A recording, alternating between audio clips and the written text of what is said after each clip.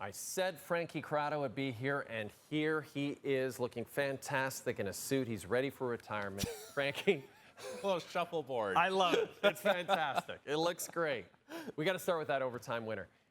Simon Benoit, maybe the most important Toronto Maple Leaf going right now. It's all about, you can't just have the star players contribute, right? You need those secondary players to score. Listen, we see it every year when a team wins the Stanley Cup. There's that one guy that stands out where you weren't expecting that from him, but he gives you those unsung hero vibes. And right now, through 3 games in the playoffs, Simon Benoit is that guy for the Toronto Maple Leafs. And of course, he gets the game winner in Game 3. He gets the assist on the OT winner last game previous to this one on the Max Domi goal. And he's blocking shots. He's paying the price. He's playing a gritty style of game. Like, he's that guy that you didn't expect to factor in these moments. But think about what that does, alleviating some of the pressure for the top guys. And, you go back, you do the history lesson year after year. You see guys that you weren't really counting on contributing in these moments, and the Leafs finally have that. And it's a guy that maybe started his tenure as a Maple Leaf not expecting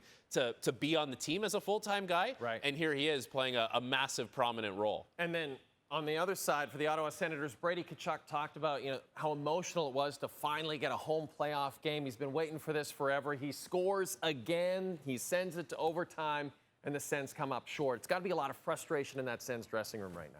For sure, and there's such a grit element to what Brady Kachchuck is doing right now where, you watch him play and it looks like he might be laboring through something, and he's still out there and he's giving it his all, and he's trying to will this team to, a win and, get back in this series, and he scores a massive goal in this game. But, for Brady Kachchuck and the Ottawa Senators, this is a series where you're going up against a group that has been battling to get over this point, and you're new on the scene. And, it's not like Ottawa's been, outclassed in many ways outside of, the Leafs' power play's really been cooking. But Ottawa has found ways to keep this within striking distance. But, you lose 2 overtime games in a row.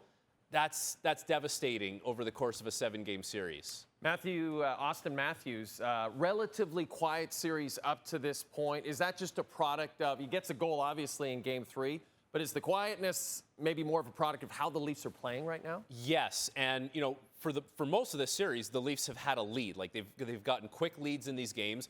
And Auston Matthews and his line, I would say, more calculated in how they approach the game, not willing to take unnecessary risk. But you watch this goal that happens tonight, and this is a great example of, this line getting a 5-on-5 goal, something that's really necessary. This line's second 5-on-5 goal in this series, and it's a play where you didn't force something that wasn't there. It's an unbelievable pass by Mitch Marner. Like, it fools everyone, fools the goaltender, but we haven't seen this line try and force feed these types of situations where maybe in the past it's like, hey, listen, the puck's on the wall, we got to get it off the wall in a hurry.